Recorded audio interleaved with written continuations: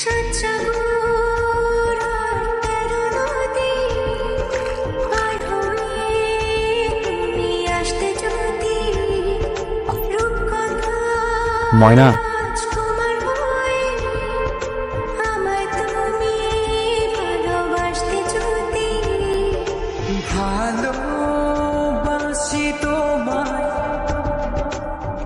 ফুল কেন? কারণ আমি তোকে ভালোবাসি, আর ভালোবাসার মানুষের মনের কথা ফুল দিয়ে জানানো লাগে। তুই তো আমার ভালোবাসার মানুষ।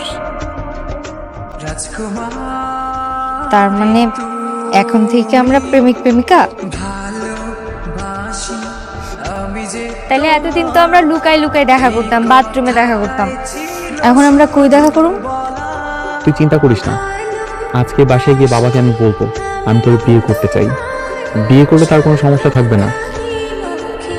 না, তাইলে তো আমরা ওপেন ঘুরতে পারো।